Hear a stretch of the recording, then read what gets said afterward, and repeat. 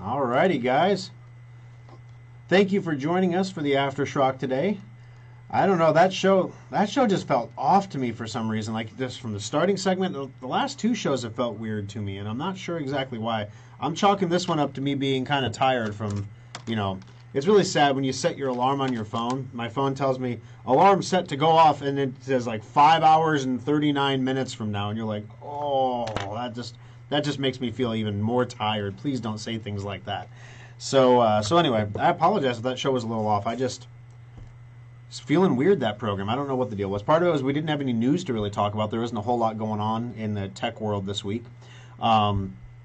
We had a call right off the bat that was a customer who was really unhappy with us for some reason. And I had honestly not heard anything about any of this, but I'm super confused because that's what took me a little bit of time. I had to make sure I got that situation dealt with because I promised him that I would.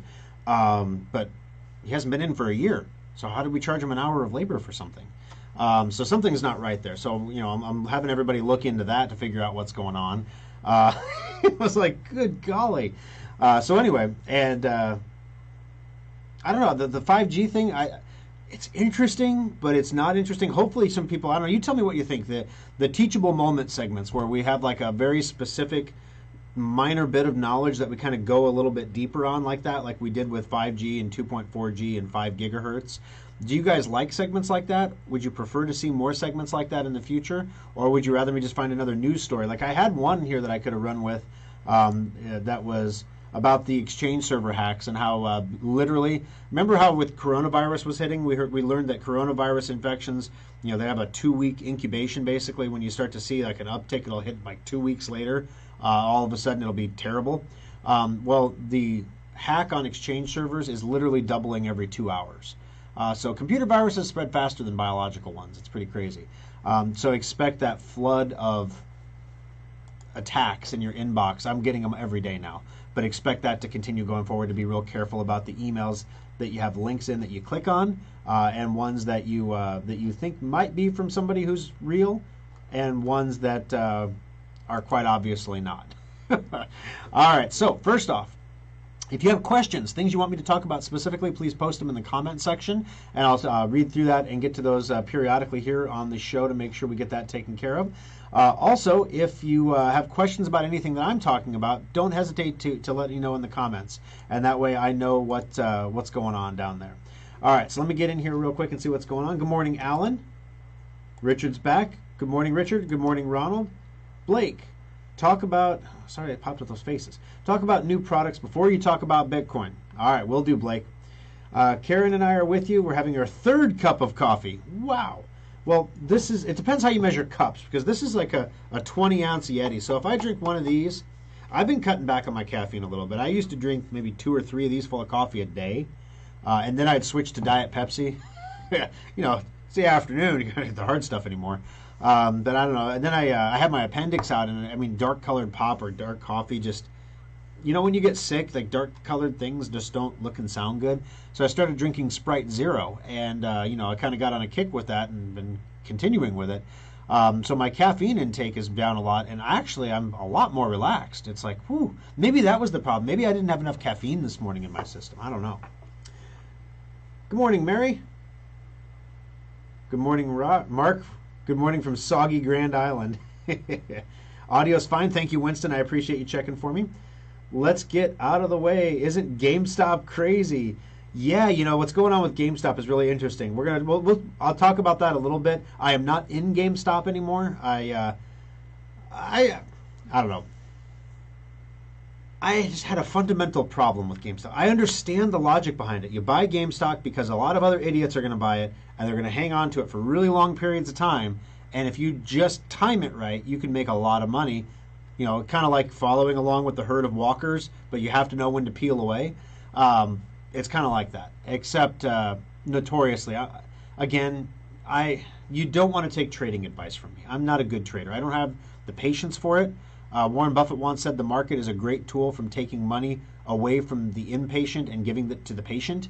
Well, I'm the source of that money. So I'm always knee-jerk reacting, or there's something else shiny that I want to, like I have this stock and I'm waiting for it to go back up.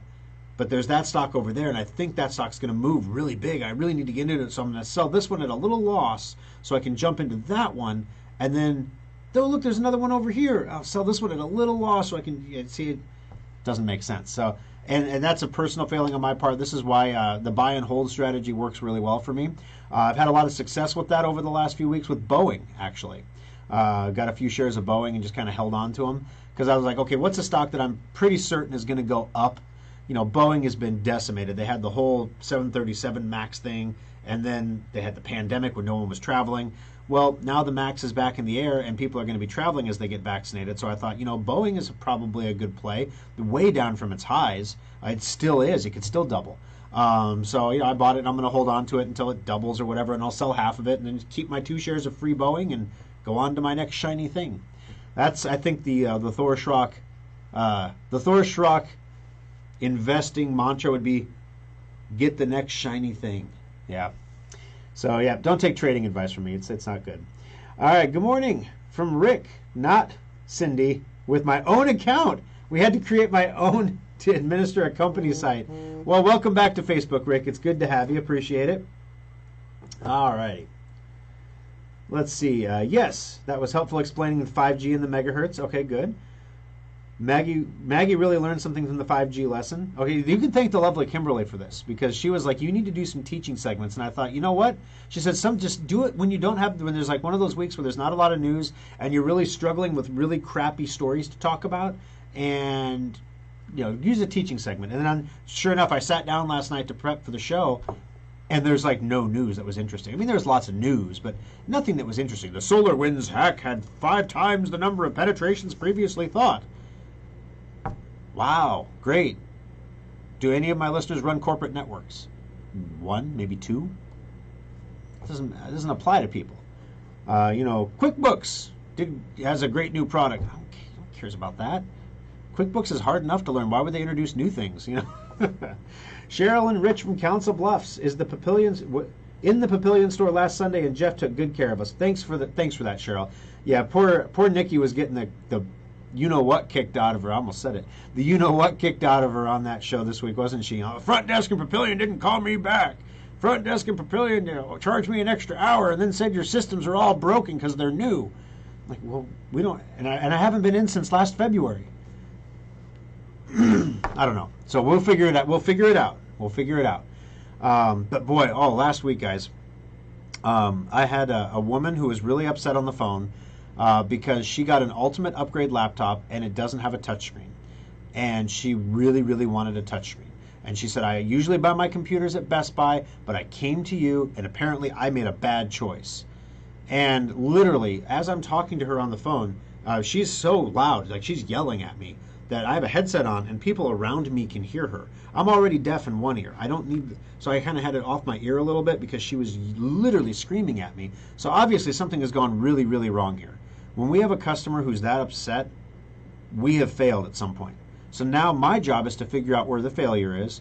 But I'm a human being too, and probably caught me in one of my not best moments because, you know, people beat on you and you beat on you and you beat on you, and then they tell you something that's not true. And for whatever reason, I felt the need to point out that that was not the case. And I shouldn't have done that. I should have just agreed, acknowledged, empathized, and move on. I teach my employees this. You acknowledge the problem. You empathize with the customer. You apologize, and you say, if I was in your shoes, I would feel the exact same way. And then you, once everyone's cooled off, you move on and you deal with the problem. So yeah, I didn't empathize as much as I probably should have. She was extremely upset that it wasn't explained to her that the computer doesn't have a touchscreen. Meanwhile, Trenton is beside me like, we literally we asked her, is the touchscreen a big deal to you? Because she brought a computer in for repair. To fix the computer, we could have fixed it, but to fix the computer, it was going to cost like $700. And the thing was an ancient laptop. And the guys rightfully said, you know, you probably would be better off looking at a new computer. Yes, we make a lot more money fixing computers for people than we do selling new ones, but it's not always about how much money Schrock makes. It's about what's right for the customer. So we'll give you all the options. This is a $700 computer repair, and this is a new ultimate upgrade laptop that you get $100 off with your trade. It's going to be $499 instead of $700. You get a brand new computer with a faster processor, with a faster hard drive. She didn't have a solid state, with a screen that works. Her screen was having problems. Then they said, is the touch screen a problem for you? Is the touch screen a big deal to you? And she said, no, it's not. So literally, my guys are flagging at me like, it's not true, Thor, it's not true. And in my head, I know that doesn't matter because it's true to the customer. It's true to her and her brain. Whether it's actually real or not, it's like fake news. It doesn't matter if it's real or not. It's the narrative. So you roll with the narrative. You're not going to change the narrative. Yet I tried. I know in my head it was wrong to do it, but I tried. And then she got really upset. She'd owned a business for 37 years. I was patronizing, and she doesn't like my tone, and she wants to talk to my manager. And then I informed her that I owned the company. And then she hung up on me. After that call, I sat down and said, yes, I could have handled that better. I could have handled that better. Anytime a customer hangs up on you, you didn't handle it right. You know what I mean? So I could have handled that better. So how can I make it right? You know, it's literally, I was trying to help her. If you just bought an ultimate upgrade from me 2 days ago and you're realizing now it doesn't have a touchscreen and you're not happy, you don't want it, I literally have a line of people who want these laptops. I will take it back. I'll give you a full refund. There's no restocking fee. She goes, well, you know, what about my old computer? Where's that? Well, your old computer was traded in, and I looked over, and of course, we just had the recycles picked up. So all the recycled, we have her hard drive still with her data. If we ever, had to transfer something or if she realized something was missing, we keep that for 2 weeks before we wipe it and recycle that.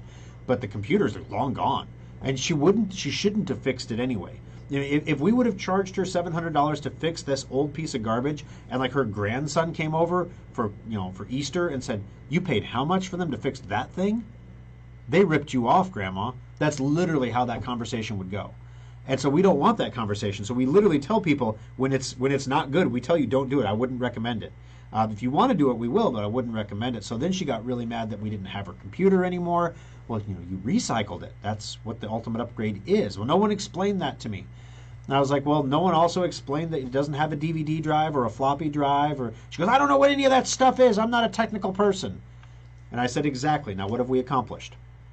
So that was probably a little condescending. Again, not one of my best moments. And if she's watching right now, I apologize to you for that.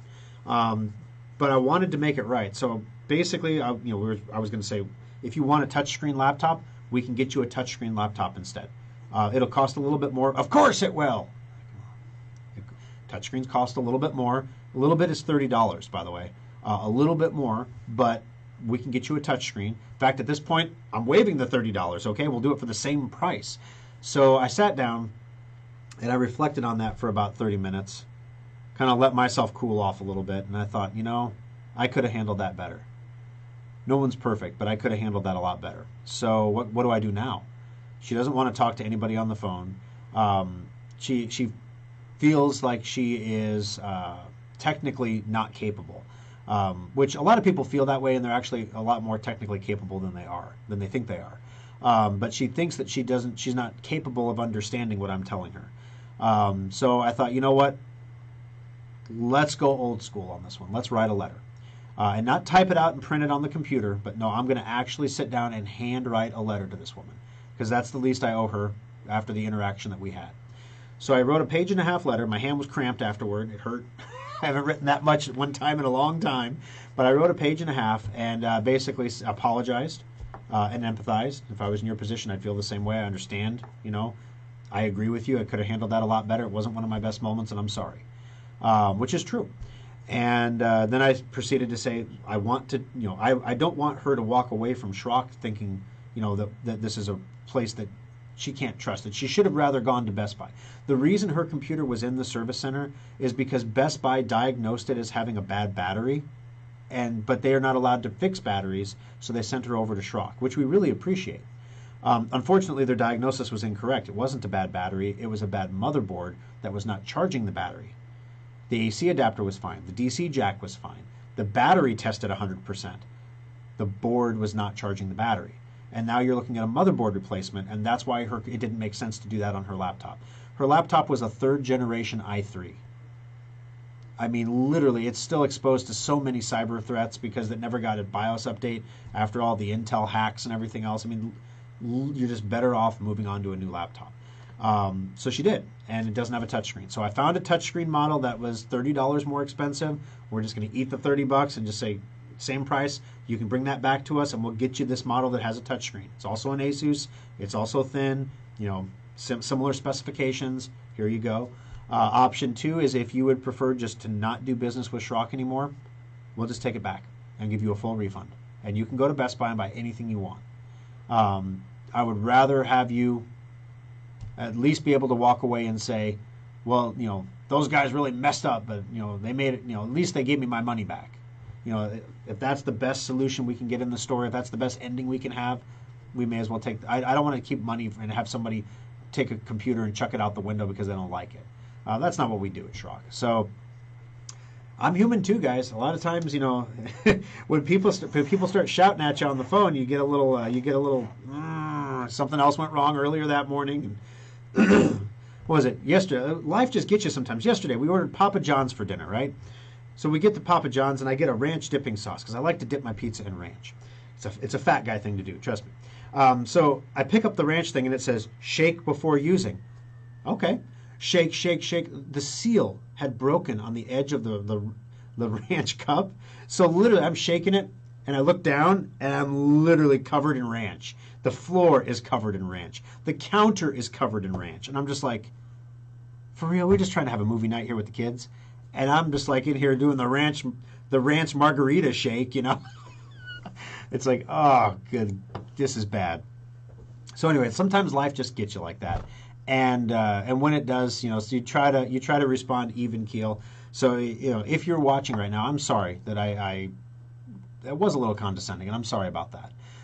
So hopefully you received my letter. I made sure I got it out the door right away, because, you know, USPS, you might get it next week for all I know. You may have already made decisions about things, and you get my letter, you know.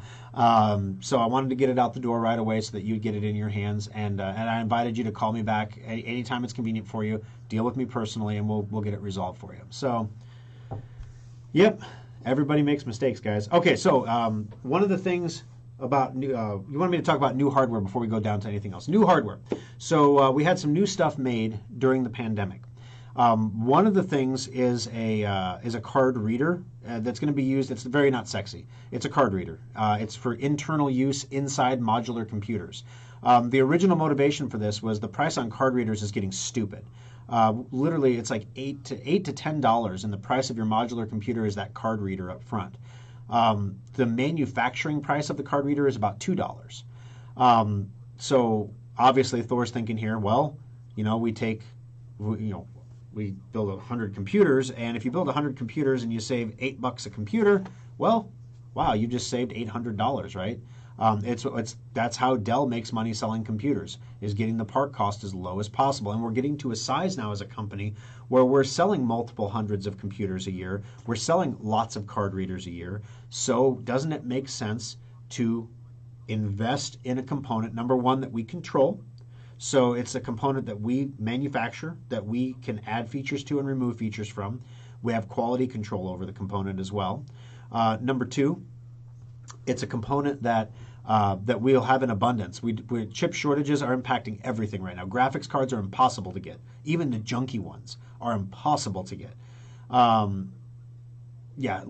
It's nuts. Ventures, we're terrified about the Venture desktop, because it comes with a 2 gig graphics card in it that is mining capable. So it doesn't mine much, but it will mine. And in the environment we're in, with crypto hitting all-time highs, chip shortage is real. So we can't get processors, we can't get graphics cards. Motherboards are in shortage right now. So literally that's been the delay on your Ultimate Upgrade desktops. The motherboards, the shipment just arrived on Friday.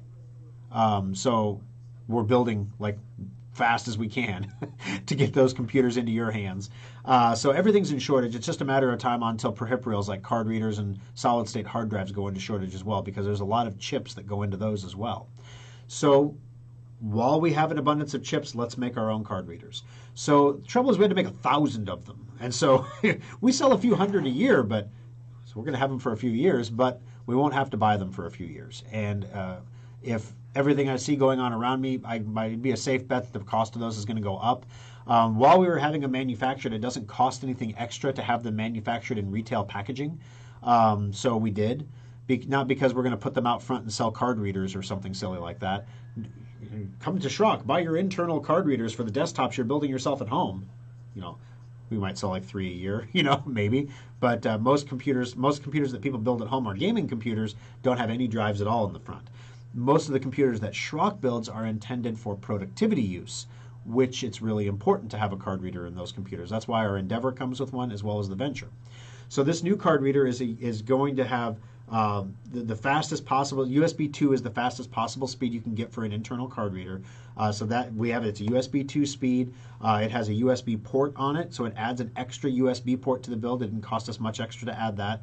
As well as it's universal. It does several different types of memory cards, saving you from having to hook your camera up to the computer anymore. You can just take the memory card out, plug it into the front, and have access to all the stuff on the card instantly, like that. So that's the not sexy thing. The sexy thing you're going to hear a lot about in the coming weeks is the new Schrock external modular external storage device. It's an external hard drive that we made that is USB 3.2. You got that right, 3.2. You've heard of USB 3.0. You may have heard of USB 3.1, but you haven't heard of USB 3.2, I bet. It's even faster. It is, if you're buying a laptop, if you get USB 3.2 ports, you can actually hook up monitors to those ports and pipe video through them. They're that fast. So why would we want a super fast port for an external hard drive? Backups. Super fast backups. It's literally almost as fast as having a hard drive inside the computer, which a lot of times is not possible with a laptop. So with a laptop or even a desktop, you can hook these drives up. The transfer rates are wicked fast. In fact, you can hook, if you put a solid state hard drive inside the enclosure, it makes it even faster. So these are enclosures. They're empty shells basically that have all the connecting guts, and then we can custom build whatever backup drive you need. So if you need a 1 terabyte drive, we build you a 1 terabyte. If you need a 120, we build you a 120. If you want a mechanical one, we use a mechanical drive. If you want solid state, we put a solid state in there. So it's really cool because it gives us a lot of flexibility. It gives us the capability of delivering customized backup solutions when you need them, in the size that you need them, for the application that you need them for. If your computer sits on the desk all the time and doesn't move, you don't really need to spend the money on a solid state. If you're bouncing around a lot, you want a solid state drive in that backup drive because you're going to bang it around and it won't die. So it's really cool. So the other thing, to get the higher speeds, we had to switch the interface port on the device. It's now a USB-C port, which is that little oval like you see on the bottom of the newer Android phones. Almost looks like a lightning port, almost. But the USB-C port, all the Schrock laptops come with USB-C ports now.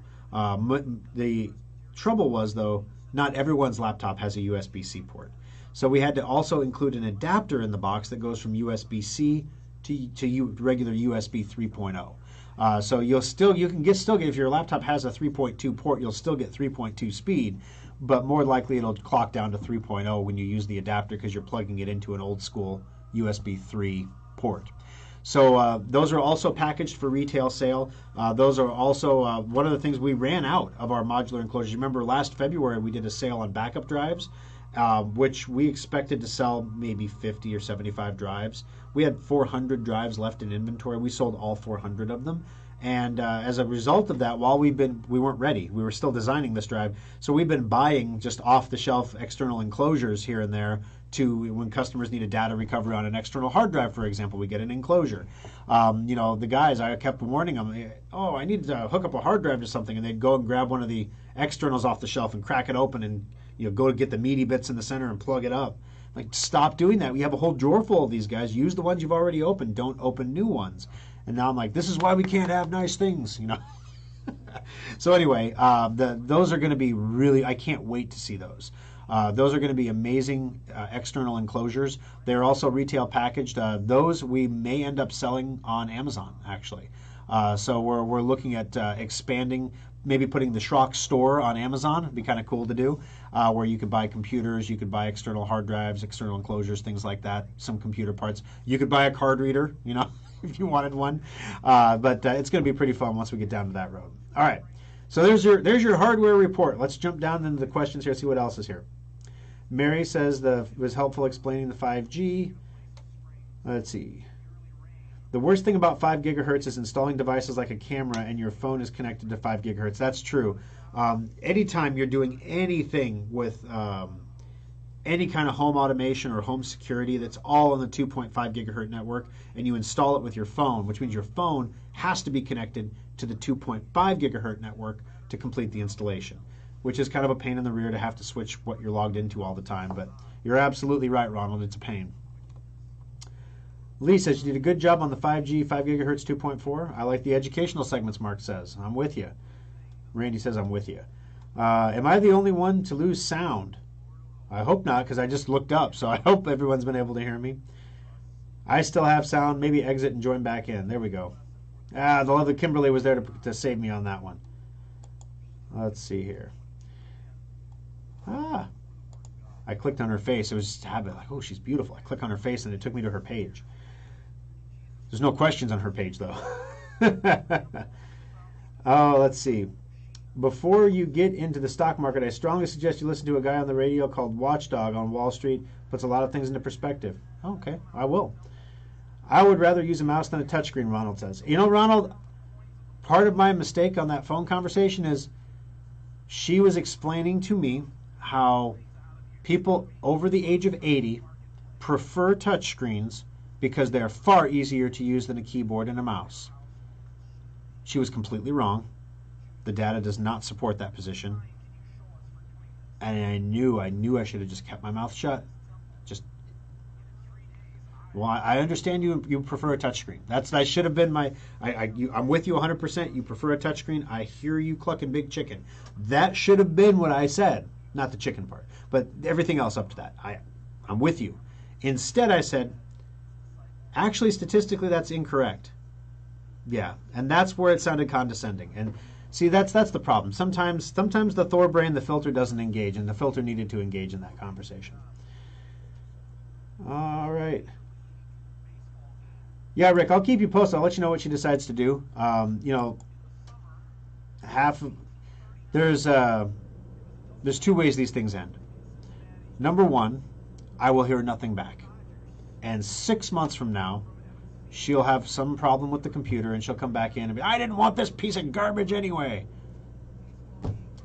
Then it would be condescending to point out, well, I offered you a completely different computer at the time, but you never called me back. You hung up on me, actually. See, that would be condescending. So, can't say that. I understand your concerns here, man. It's like, see, just, whatever. Or she's going to basically come in and either return it or get it swapped out for something she wants. That's the solution that I want. I don't want her to have a piece of technology that she bought from us that she is unsatisfied with. If she has trouble using the touchpad, some people with Parkinson's especially have trouble using computers because of the touchpads. You'd have the same problem with a touchscreen, though. So she just prefers the touchscreen. There's nothing wrong with that. That's why people make them. My computer right here has a touchscreen on it. The only person who ever touches it is my son. When he reaches up over it to say, Dad, and goes, and then clicks, he grabs it on the corners and he taps the little red close the window button and shuts all my work. And I'm like, kid. And he's like, Daddy never wants to play because he always yells at me when I grab his computer and pull it down. And I'm like, okay, shut the computer, play with the kid. Got it. But anyway, so yeah, I don't prefer the touchscreen, actually. And I'm a tech person. We don't even carry a touchscreen laptop in stock because so few people want it. One year we asked on the holiday special, can we cut the touchscreen? One year we cut the touchscreen out of the holiday special and nobody said a word. Nobody noticed. So, I mean, statistically she's wrong, but in reality it didn't matter. I should have just rolled with it. Ronald says, I really do hate the touchpad, too small to move around. I don't particularly like touchpads myself. I prefer a mouse, which is why I have a Bluetooth mouse for my laptop. Can ransomware hackers access your computers and phones via network devices like Alexa, Roku TV, Ring doorbells, and other devices? If so, how do you protect those? Okay, great questions. I'm never going to say no, because the second you believe that you're impervious to attack, like Mac users, the second Apple convinced you that you were impervious to attack, you became a really juicy target. Because if somebody infects a Mac, they tend to stay infected for a year or more, whereas on a PC, people notice really quickly they're infected and then they get it taken care of. So you do need antivirus on your Mac. Now, your Ring video doorbells, yes, they're connected to the internet. It is a two-way connection, but it's a two-way connection restricted to a server, right? So your Ring video doorbell is connecting to the Ring servers. Your Wise camera is connecting to the Wise servers. Your phone then also connects to those same servers, and then you get your video. So can they be hacked? Well, any network device can be hacked, especially if you don't change the default passwords. You really need to make sure you do that, especially on camera systems. Change the default password, because what ends up happening is they don't get hacked in that they don't have hard drives, right? So they don't get loaded with ransomware and things like that. They send requests. They send requests to other servers. So the big hack that happened a couple years ago is a bunch of these Chinese cheap surveillance systems that small businesses use. They have a default password, admin. Well, and they're accessible on the internet, so you can go in from the internet, which your Ring doorbell is not, by the way. You can go in from the internet and hit these camera systems direct and use admin and get connected to it. Well, then somebody found a way in those camera systems to send requests to other websites. So they were using the camera systems to attack websites and knock websites off the internet. So as far as getting hacked, you're not going to get a ransomware infection from your Internet of Things devices, like your thermostat, things like that. But they can partake in denial of service attacks. They can slow your network down doing those attacks. So there are some things you can do there. You don't really need antivirus for those devices at this point. You need to make sure you protect the points of entry into your network. So for example, your thermostat is behind your router. It's basically firewalled. So nothing can come in and hit the thermostat without going through the router. Okay, that's why it's important to have a newer router, something within the last few years, and make sure that its firmware updates are current. That's a basic security thing. We do that for all of our corporate service agreement holders. The second thing you're going to want to do is make sure that any device that has the capability of directly accessing the internet is protected. That would be every phone, every tablet, every laptop, every computer, every all-in-one. Things like smart TVs do have the capability to go out and reach the internet. However, they are still in a walled garden. So your Samsung television, for example, can only download apps from the Samsung store. Is it possible for the Samsung television to get hacked? Well, the Roku TVs got hacked. There was a huge security issue on those that Roku had to patch. All the TCL televisions, the really high TCL TVs are nice TVs. We use them in the service centers now for digital displays. You can't beat them. A 4K TV for $350 sounds a little, but most people get a sound bar or something if that's the case. But yeah, a 4K TV for $350 that actually has a decent picture, you can't beat it. So if you're going to get stuff like that, it's important that you make sure that they're connected to the internet so they can get software updates. And there's nothing you can really do additional to secure those either. One thought. Richard says, when communicating with older people, it's best to use more proper English instead of asking, is that a big deal? Ask, is that important to you? Case in point, I'm over 60 and I cringe when younger people refer to me as man, guy, etc. The term should be sir. That's the way we were raised, and young people today are showing less and less respect for their elders. You are absolutely right. One of the other interesting dilemmas that the service industry has right now is it is difficult to find people to work in your enterprise because they are rewarded for not working right now. I'm going to be I'm going to walk a political line here because this is done under Trump too. These unemployment benefits need to go. They are driving up wages. Which I mean, depending on which side of the coin you're on, isn't a good or a bad thing necessarily, but driving up wages increases the cost of products. It's a driver of inflation, which is something we have enough drivers of right now. The unemployment benefits are keeping good quality people at home. So literally, we are I had to bring in my 14-year-old son to build computers because I can't find a guy to hire that will show up for work on time, that cares about people, that is capable of speaking in a proper English manner. I can't find that guy. They're a mumbler. Or they use hand gestures that don't make sense. Oh man, I got an employee that does this. And whenever I talk with him, it always makes me cringe a little because he does this gesture when he's talking about something. This is a comparative gesture. Should I eat Wheaties or Frosted Flakes? Wheaties, Frosted Flakes. This is not so I talked to the customer. You're like, what does that mean? You talked to the customer and you weren't sure how it went? I don't understand what that means. And it's like the using a comparative. It is really. I have one guy. It's like a pet peeve, and I've talked to him like, don't do that with your hands when you're not comparing something. Yeah. So anyway, it's funny. But anyway, it's really hard to find good people, Richard. So we actually train them how to answer the phones. They have a specific way they're supposed to answer the phone. They're supposed to ask you if you can be placed on hold. Most people don't respond the first time we say it because you're not used to being asked. You're used to being told you're going to hold. So then we're supposed to ask a second time until the customer acknowledges that they can hold. Because what's the option? Otherwise, I'll just hang up on you. Can't hold. All right. Well, I'll get an answer and call you back. Maybe that's a real situation. Can I put you on hold right now? No, I'm running out of cell phone minutes. Oh, okay. Let me call you right back when I have an answer. And then when you get them off hold, you thank them for holding. You just wasted their time. You thank them for giving you 30 seconds of their time. Thank you for your patience. I really appreciate that. Are you still with me there? Not only that, it confirms that you picked up the right phone line. So we train all those things in. Last week the big thing was, guys, we're not carrying out enough computers for people. I brought that up in our morning meeting. I'm going to share a quick story with you here about my stay at the Cottonwood Hotel in Omaha. My wife planned a staycation for us, is the short story. And the Cottonwood Hotel is formerly the Blackstone Hotel.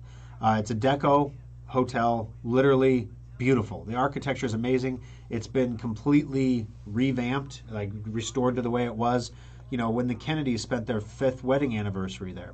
So there's a strobe light going off in here, and the studio's been rewired, and I don't know what that strobe light means. We have a phone line ringing, the 9000 phone line.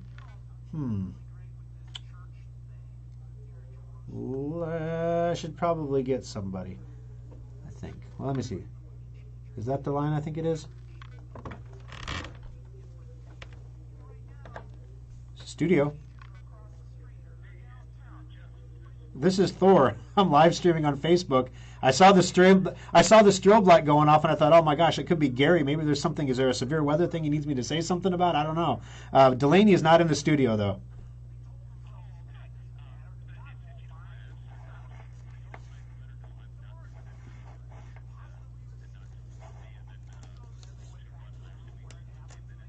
Will do. Will do. I'll pass the message.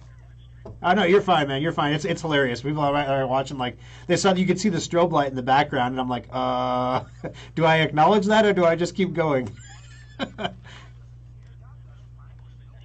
Oh, always. Life is interesting. All right, thanks a lot. Bye-bye. The Grill Omaha Minute will not be recording live today. They will be airing last week's segment. Anyway, I'll tell Delaney that. So, so we went to stay at the Cottonwood Hotel. Super, super spiffy, billed to be the junction of modern convenience with Art Deco style. It is supposed to be a super posh $210 a night hotel. Yes, I spent $210 to stay in a hotel with my wife, to have just an evening with my wife without the children around, without people waking up in the night. We hired a babysitter to stay home overnight. And we're going to have a nice grown-up day out. So, literally, the place was beautiful. Absolutely beautiful. The people were friendly. They weren't rude. They weren't condescending. They weren't rude. But that's where the good stuff ended. And at the end of our stay, so let me give you a few examples. Number one, they don't have room service because, due to the coronavirus, like every other hotel in town has room service. They literally put like a plastic wrap over the top of your glass. It's like, come on, but whatever. They wrap your butter in plastic. I mean, it's like crazy, but okay, whatever. I'm safe, I guess. So you don't have any room service, but you're welcome to come down to the bar or the restaurant and pick up food and bring it up to your room. All right, so for my safety, you've eliminated the guy that transports the food to rooms, because literally I'm doing everything else. Okay, $210 a night. All right, I'll go get my own food. Oh, by the way, my wife and I, we didn't bring any drinks with us. Since you don't have room service, there's no drink. You can't order a pop or a glass of wine or whatever. So, do you have like a vending machine where we can get pop or something, or soda? And she, unfortunately, we don't have vending machines. But you're welcome to come down to the bar and get a drink down here. Okay, roll with it. Not going to let this ruin our evening. Go down to the bar, right? Like I just need a, and they're pouring. I ordered a pop earlier when I went down there, a soda, and they poured it out of one of those like 7.5 ounce cans, like Diet Pepsi can. And my wife got a drink, and then we got the bill. And I didn't really look at the bill because it's a drink at a bar, so whatever. It's like $14 or something. I don't know what she had. So okay, paid the bill, put a tip on there. So now I'm back down at the bar, and I'm like, I want to take like, they're really small cans. I'm like 6 of them up to my room. And she looks at me, she goes, well, I can do that, but they're like $5 a can. What? $5 for a 7.5 ounce can of pop? I have a problem when I go to Hy-Vee and have to spend $5.50 on a 12-pack. I'm like, they're not on sale, I ain't buying. I'll wait, I'll drink water. So anyway, even the bartender was like, yeah, I'm not going to charge you that. Let me just charge you for 3.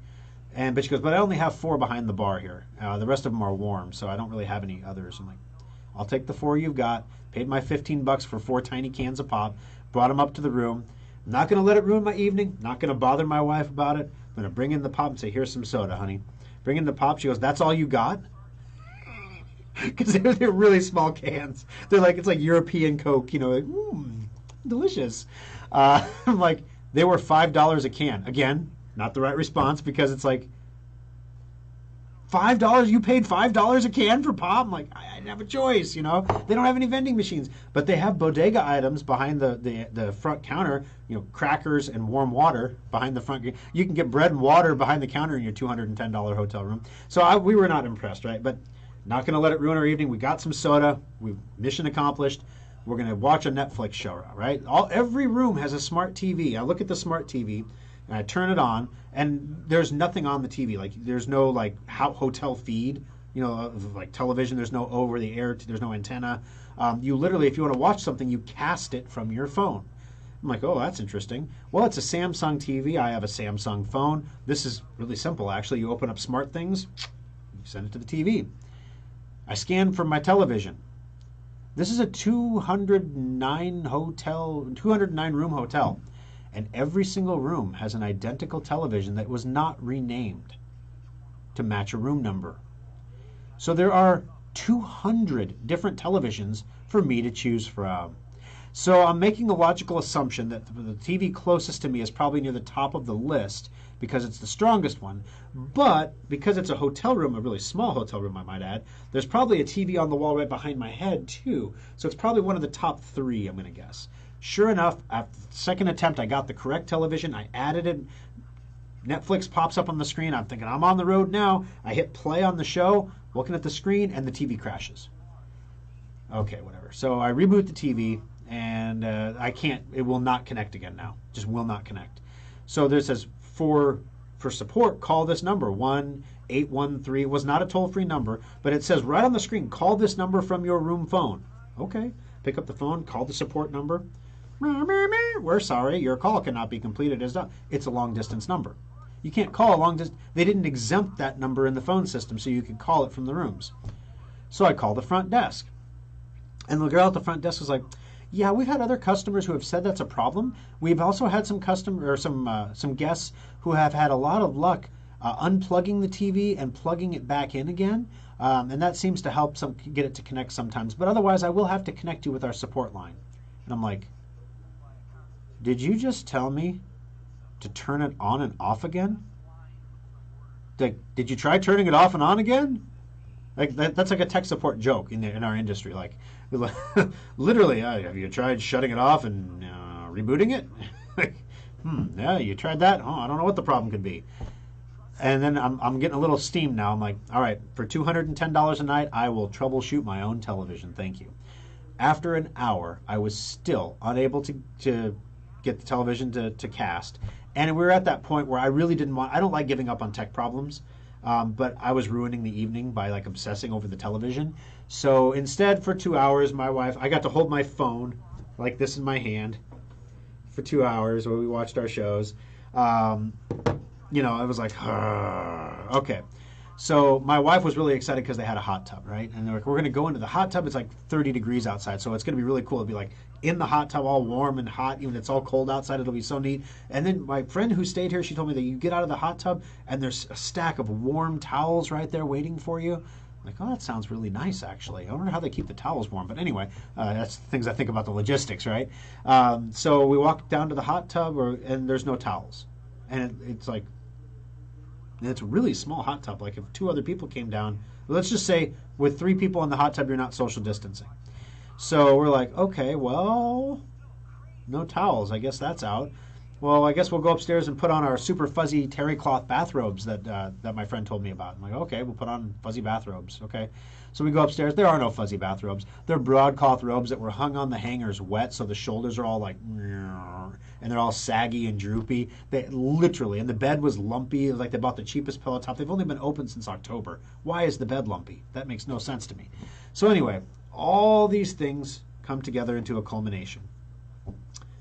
And I'm at this point, I'm like, I'm about to abuse my local guide status on Google to review this place. Like this is not what we paid for. The front desk girl didn't care that my TV didn't work. She didn't care that we couldn't get anything to drink. And there's not a convenience store within 3 miles of the hotel. It's not like I could go somewhere else. I paid for valet parking. It's $30. I'm driving an F-350. I'm in downtown Omaha. I'm thinking $30 is a good value, so I don't have to hunt for a parking spot. Get up to our room, open the blinds, and look out the window, and there's a parking lot across the street, and I see my truck. I'm like, yeah, that's my truck. And then I see the sign at the front of the parking lot, great big sign, 8 foot by 4 foot, says free parking. It was right across the street from the hotel. Didn't know it was there. Paid $30, so a guy, I've never seen a fat valet in my life, but he was a fat valet. Like, don't you run everywhere you go? I don't know. But he parked the car across the street. He got $30 in a tip. I was like, well, I had to walk across the street to go to my truck anyway to get my cup, which was half full of soda from earlier in the day, because it was a little shortage of it in the hotel, and the cans were very small. So I ended up walking to the truck anyway. So I went there to get it.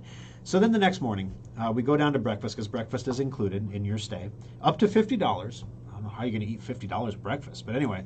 So we sit down to eat breakfast. The breakfast was really good. The manager of the hotel came over to take our order for breakfast.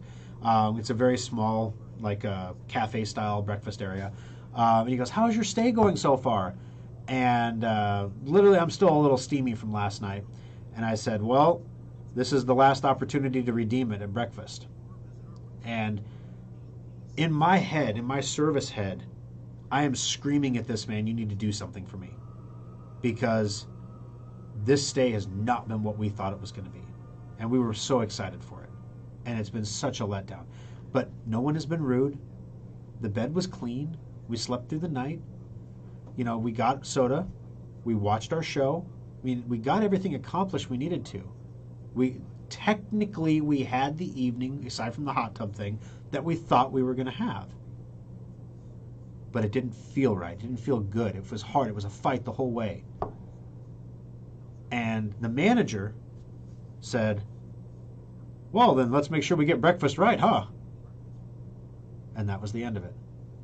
He didn't care either. And it's just... So when I get a call like that first call on the show today, I care when things don't work right.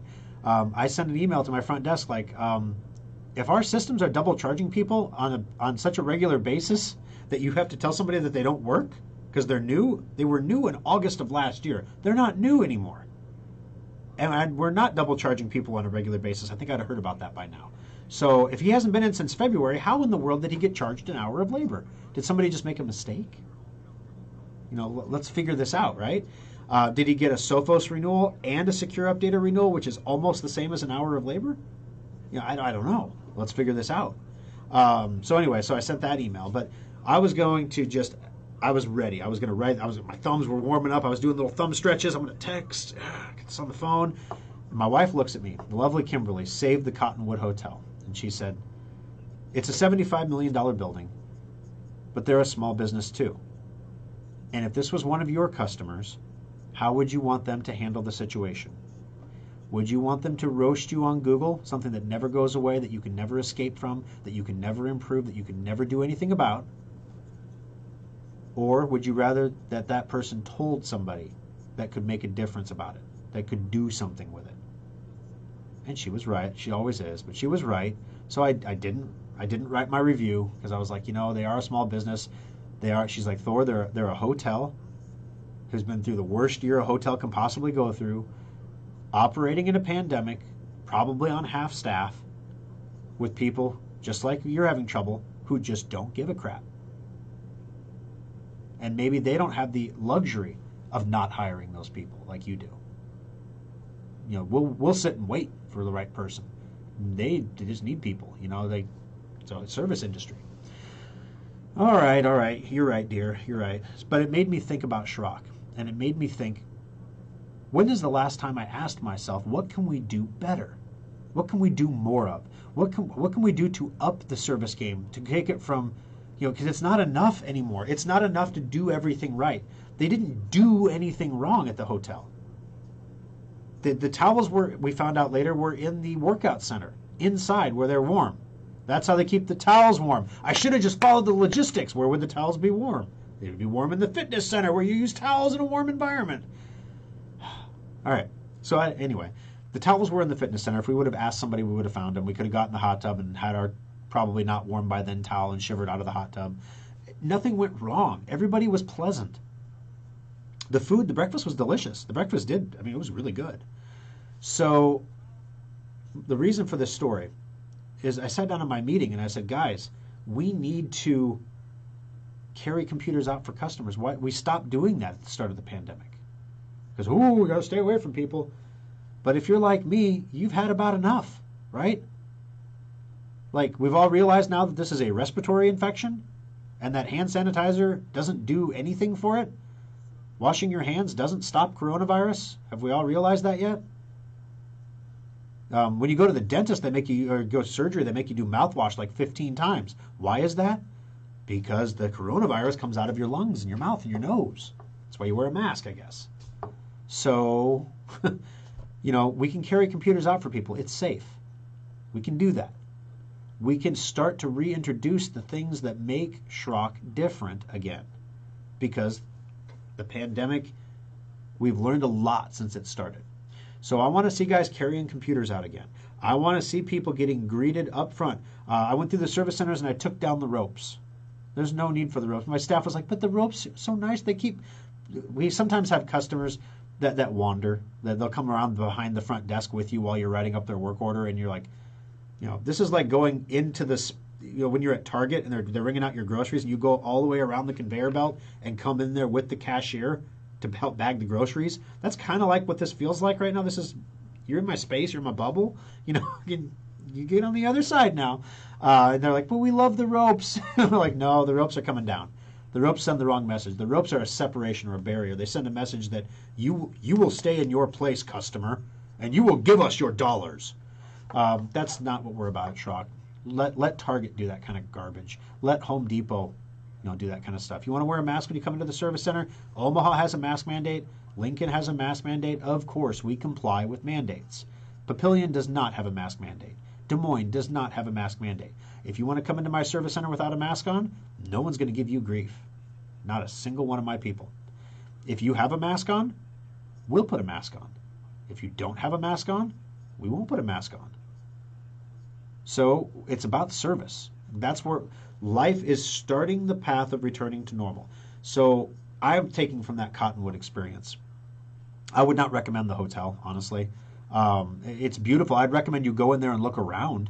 The history is amazing. I had no idea that Richard Nixon announced his presidential run from the ballroom at that hotel. That the Kennedys stayed there for their 5th anniversary. That hotel, the Blackstone Hotel, was the hotel to stay at if you were traveling across the country. You had to stop there. It was where all of the important people stayed, right here in Omaha. No idea. Huge. It was awesome to sit in there and look at the restored, and look at the original tile floors, and just the history was great. I would encourage you to go down there and look at it for the history. Don't stay there, but definitely check it out if you're planning something, an event, and you have event space. Beautiful. They have a tea room, and they're going to be doing tea servings. My wife was really excited about that because she's into tea. And it was hilarious because we went out to dinner before we went to the hotel. And our server at dinner actually works part-time she goes, I'll be at the hotel tomorrow serving breakfast. So literally we had the same server at 2 different restaurants. for dinner and breakfast the next day. It was kind of crazy. But so we got to know her a little bit, and we were like, we're so excited about the tea room. That looks so cool. And she was like, it's kind of a new thing. You might want to give it a couple months for them to work the kinks out. When an employee for a company tells you to give them a couple months to work the kinks out, what they're saying is, you're going to be really disappointed. Don't do it. Wait. Maybe they'll get it right, or they'll stop. So anyway, it's a cool thing, but I don't want to be that business. I don't want to be the business that gets everything technically right, but the customer still feels like they're leaving unsatisfied.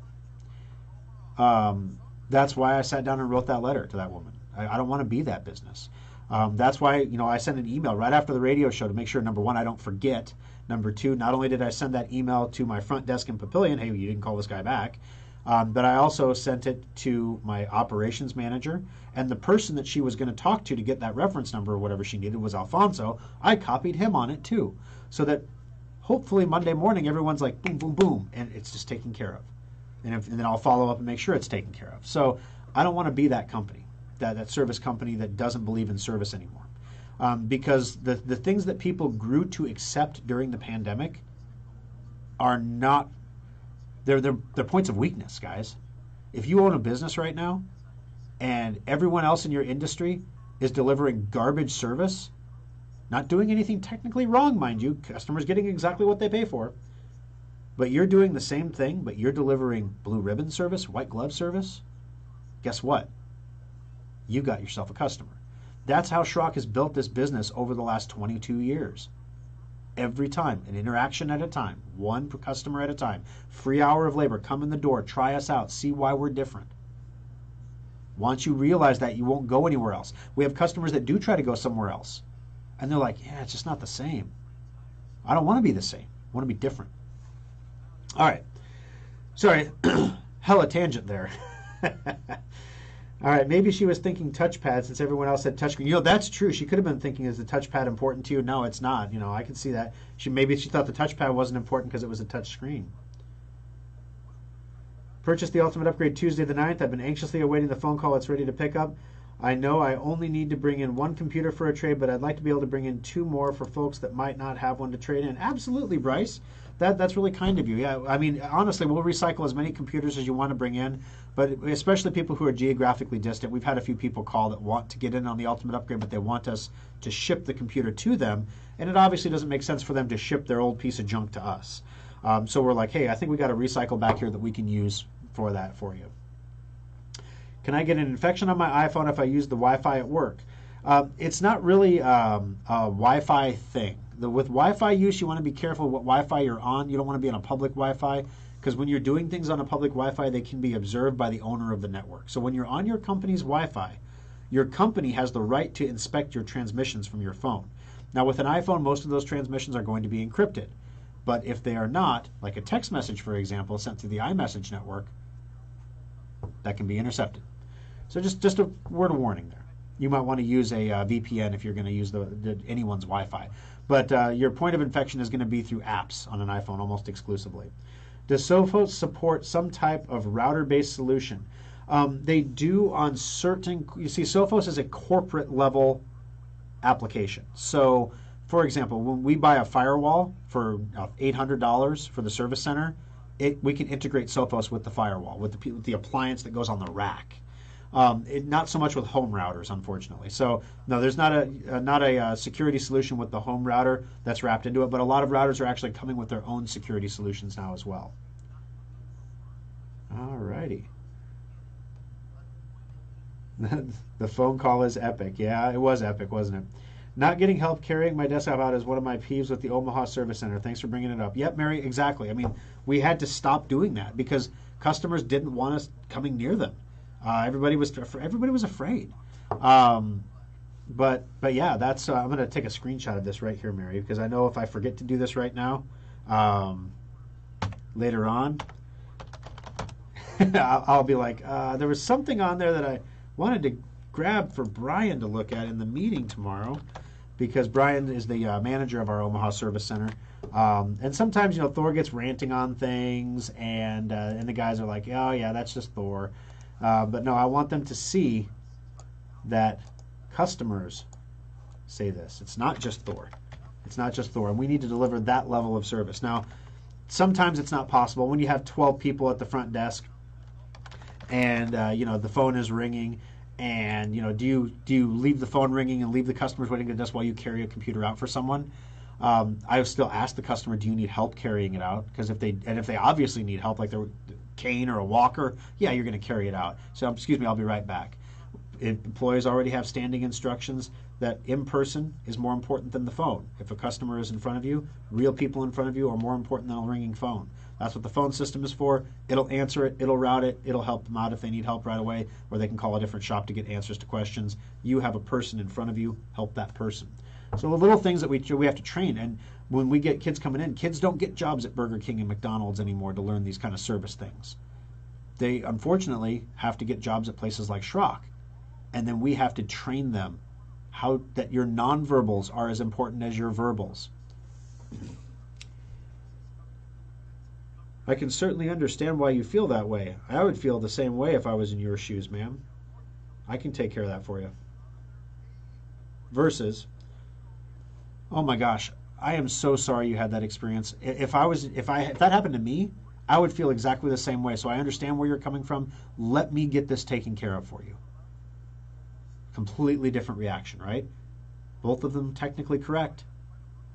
The nonverbals are just as important as the verbals.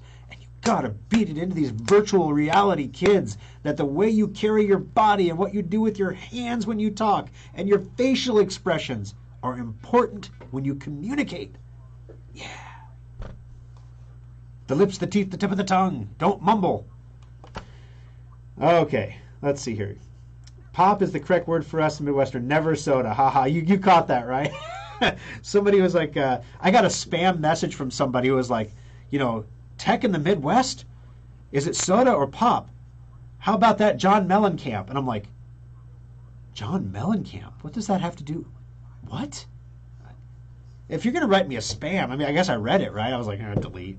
I don't know what he was selling. Somebody sent me a spam the other day that wanted to talk to me about some MSP service, and they were going to give me a free pair of ear pods if I took their call. It's Barracuda Networks. I wanted some of their backup service. Incredibly expensive. And I was like, AirPods. I don't really have an iPhone. My wife does, but she doesn't like AirPods. My son already has AirPods. Are they AirPod Pro or AirPod Pro, or are they regular wireless charging? I didn't make the call. I had more important things to do with an hour of my time than earn a free pair of AirPods. All right. Let's see. It took me a year to figure out what people were talking about when I moved here. Oh, about soda. All right. I would have run to the nearest C-store, which would have been cheaper. It would have been cheaper, but the nearest C-store was that Cubby's downtown. It was literally like 8 blocks away. My truck was parked in valet parking, so I would have had to call the valet, which you can't do. You can't call the valet from your room to get your car. You come down and you talk to the valet and you let them know you're going to need your car, and then they will text you when your car is available. The little things, right? All right. We thought about it. We didn't want to run back out. It was crazy cold and late. Yeah, it was. All this for a $200 night. Yep, that's right. We are legitimately spoiled. Love of Kimberly says we're legitimately spoiled for staying at fantastic resorts at Disney World. They're new. They'll figure it out. And she was pointing that out to me too. She goes, your standards, you're in a hotel, Thor. You're at resort standards here. This is hotel. You got to think, if we were staying at an Econo Lodge, this place is posh, right? I mean, you're comparing it with, you can't do that. And I'm like, but they advertise that they're that. That's what they're selling. They're selling the idea that they are a luxury hotel. I do not feel luxury right now in my stretched out bathrobe with my TV that I can't watch and my pop that I can't drink and my breakfast that is really good, actually, and my tea room that doesn't work. I don't, yeah. So anyway, but it was a good lesson. It was a good lesson. I always take lessons away from things. I try to. Sometimes those lessons are good. Sometimes they're bad. Like, for example, don't trade Bitcoin, Thor. Whenever you do, you lose. Take that lesson away. Relearn it once in a while because it hurts. It hurts when Bitcoin hits an all-time high of $62,000 and you're like, I should have an extra 0.5 Bitcoin, but I don't. I should have an extra $30-something thousand, but I lost it being stupid. dummy. For the second time. You think I would have learned the first time. I've learned now. I'm done. Okay. All right. Yep, there's one on 36th and Leavenworth. Yeah, see, I don't know the area. I guess that's the, I don't know. I could have, you're right, I could have found pop somewhere else a lot less expensive than $5 for a 7.5-ounce can, for sure. My wife is from the island. She doesn't have computer training. The touchscreen is a welcoming method for her to use the computer and fewer questions for me. Yep, there you go. Keith says, my sis and bro-in-law stayed there on the opening and had a bad experience too. I heard a lot of people had a really good experience. Like at the very beginning, everything was very, the grand opening, I could, especially if it was a soft open, I could see that because that's what soft opens are for, is to work out the kinks. But then the people we talked to had amazing experiences. Like it was just amazing. The people were great, but again, maybe I was expecting too much. I don't know, but I don't want to have a customer leave my service center because I got on the radio and said that we're the number one service provider in the Midwest. We win awards for it, and then have them leave saying, it was fine, my computer's fixed, but they really didn't. I didn't feel good. It's done, I guess. Kind of like going to the dentist. It's done. Teeth are cleaned. Too bad businesses don't figure it out ahead of time. One of the best customer examples, an HBR case study, was the effort at the Ritz-Carlton invested into their staff training, made a world difference. Same thing happened with Walmart. Walmart had a real problem back in the early 90s. Their staff didn't give a crap. They treated customers like garbage. People were there to buy cheap stuff, and they all knew it, so whatever. So they brought in a consultancy to figure out what Walmart could do to get their employees to buy in, right? So they recommended, number one, that we make them more important. Let's call them associates. They're not employees, they're not clerks, they're not cashiers, they're associates. They all wear a vest, they have a uniform, they all look the same. They have badges and flair that they can earn for awards and different things they can put on their name tags. We want them to take pride in their positions. We're going to measure their scores at the checkout lanes, how fast they check out items. We're going to give them an IPH, an item per hour checkout speed. I was a cashier at Walmart for a while when I was in college, and I had the highest IPH literally. I was checking people out, and I was taking an item from my right hand and throwing it across the scanner and catching it with my left hand and putting it in the bag. Beep, beep, beep, beep, beep, beep. IPH was off the chart. I was like, yeah. And then I remember going into the break room, and there was a middle-aged woman in there who said, your IPH is really good, but my customers, I feel like my customers, they want to have a human experience. And I'm like, have you ever been to a Walmart cashier? Like, they don't want to talk to you. You don't really want to talk to them usually. The objective is to get through the cashier's checkout line as fast as possible. That's why people move to the lines that move faster. So when you got a guy rocking the IPH over here, boop, boop, boop, boop, boop, boop, boop, boop, you're going to come to my lane, right? So that literally, Walmart, in my brain, they had me taking pride in my items per hour, which actually caused me to work more because people came to my lane because I was moving faster than the middle-aged woman who wanted to have a conversation with every customer that came through the line because she believed her customers cared about her. Not saying that customers don't care about people, don't get me wrong. What I'm saying is that's not a high priority in a Walmart checkout probably, right? So anyway, it's one of those things. By the way, I carry my own computer in. I wish the doors opened both ways. Yeah, that was a joke, Michael. When we first put the push button in to get your computer in, like you can push the button on the outside of the store and the doors power open. The only service center that doesn't have that is Omaha, but every other shop does. And I had a guy in a wheelchair come in for the grand opening in Papillion, and he said, "You forgot the button on the inside for people to get out." And I looked at him and I said, "Well, you're supposed to buy something and then I carry it out for you." And we got a good laugh out of it because he's like, "Oh man," they're like, "No, of course I'll open the door for you, man. Come on." But it was one of those good laughs. Like, we just don't put the buttons on the inside. We probably could. I don't think it costs that much more. We looked into getting the sliding door for one of the locations. Those are wickedly expensive. I had no idea how expensive those were. If you're coming to Omaha, like the last two hotels, right? Oh, Kim's giving directions to it. Okay. All right. Thanks for the feedback. I think Des Moines is the only store. Okay, she's replying. There we go. All right, I heard someone needs to be scared of the new energy bill coming out. I heard Everyone needs to be scared out of the new energy bill coming out of Congress. You know, I don't get scared of anything coming out of the House of Representatives, because the House of Representatives, they're going to vote for whatever crazy thing they can think of. The Senate is going to be the break, which is how the Constitution was intended to be. The House of Representatives were supposed to be the brash, idiotic people passing stupid laws about stupid things that don't make sense. And the Senate was supposed to be a place of reasoned thought where normal people could sit down and say, that's stupid, don't do that. And then they could temper the people's will without suppressing it, right? That's how it was supposed to be. Anyway, we screwed up that whole system royally, because now senators are elected by people. That's not how it always was. Senators used to be appointed by the states. The senators are the representatives of the state, not of the people. Your United States Senator does not represent you. He represents the state of Nebraska or Iowa or Kansas. That's how it was intended in the Constitution. Then we changed it to be a public election, so now people think their senators represent them. And they write their senators with concerns. And that's fine, you can do that.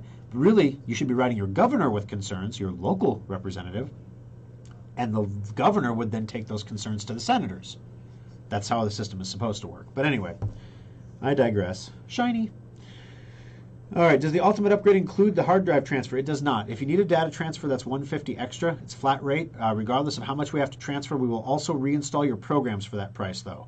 So if you have Microsoft Office and it's not completely obsolete, like if it's not Office 95, you know, we'll reinstall it on the computer for you using your Microsoft account, get everything set up, get your email set up, so that when you take the computer home, the idea is it is ready to be used. It is as close to your computer as it could be when you get it home on day one.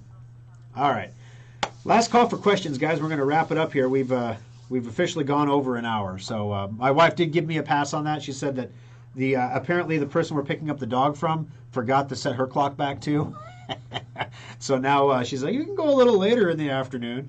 So anyway, got a little bit of time. So I wanted to make sure I got you a good After Schrock in here. Drive Advisor is up to 14.9% now. What does that mean? Of all the drives that are scanned, we keep a rolling average, an all-time rolling average. So the reason that that's important, Drive Advisor has been out for years. We just ticked up from 14.8% of all hard drives scanned are bad to 14.9% of the drives we've scanned are bad. Now keep in mind, we scan drives every single day. What's happening now that has caused such a one pip increase in hard drive detection failure rate is huge, especially among the subset of customers we're measuring. Why are their hard drives going bad? Well, guess what happened about a year ago? Everybody started working from home. Everybody started monkeying around with their computers and hooking up monitors and buying new computers and bouncing them around and not backing them up. And yep, it's starting to happen. So make sure you're getting preventative maintenance done on the computers that you purchased during the pandemic that you're working from. I know it's hard to let them go for a day, but now is a good time to do it. The service centers are a little slower this time of year, which is why we run specials like the Ultimate Upgrade this time of year. So definitely bring it in. Let us get a maintenance checkup done over a weekend when you don't need it, something like that. Number 2, data recoveries are going to be off the charts this year. We're already seeing an uptick in data recovery jobs because people are working from home. They're saving their stuff on their home computer, not the work computers or the work servers, and they're not backing up their hard drives. So yep, when your hard drive crashes and you lose everything that you need for work, all of a sudden you're saying, it's how much? $800 to recover that? I guess I have to. It's like a whole paycheck, I guess, but I have to. Yeah, don't put yourselves in that position. Get a backup drive. Make sure you're backing stuff up. A lot of the computers that were purchased during the pandemic were garbage because literally everybody bought everything. And at any given point in time, around 60% of the computers that are for sale are crap. So people bought a lot of crap. And when you buy a lot of crap, it blows up in your face. And it's going to start to blow up in their face around 18 months, right? That's what we advertise. So just watch it. We're 1 year in now, which means 6 months from now. Right now is the time where we can catch problems, and they're still small. We can catch a bad hard drive right now, and it's still a small problem. We can catch a fan not working right now, and it's still a small problem. We can catch a power supply failing right now, and it's still a small problem. 6 months from now, it's like not brushing your teeth for 6 months and living on a Laffy Taffy diet. You're going to have some big problems. You're going to end up buying a new computer or spending a lot of money to fix the computer that you already have. Don't let that happen to you. That's all I'm saying. So that number ticking up, when you hear me talk about that number going to 14.9, if you hear that number go to 15, it's a historic rolling average, right? So to move that number up, we have to have an outsized number of bad drives recently to cause that number to tick up. If you see it ticking down in the other direction, that's a good thing too. That's a good thing. It's a bad thing if it's ticking up, because that means that you're seeing more bad hard drives. Or, I suppose it could be that a lot of people installed Drive Advisor who all happen to have bad hard drives. But the average is the average, right? All right, guys, got to roll. Thank you for joining us on the program today. I appreciate you sticking with us. Please make sure you help us offset those moments when Thor doesn't handle things well. Please leave us 5-star reviews on Google. Please leave us recommendations on Facebook and recommend us to your friends when they're asking for help with computer problems in your neighborhood groups and things like that. Those recommendations mean the world to us. I promise you we'll take good care of the people you send to us. We'll give them the free hour of labor. Make sure they mention that coupon when they come in. And if we can fix their computers for free, we will, to show them the difference of what Schrock service looks like, so that they don't have a reminder for their businesses like I got about what makes good service. In fact, we're looking at doing some position-specific training on this specifically, because it's so important to us that I think everyone needs a refresher. They need a reminder. All right, guys, we'll talk to you again next weekend. Excuse me. Have a great weekend. Stay safe.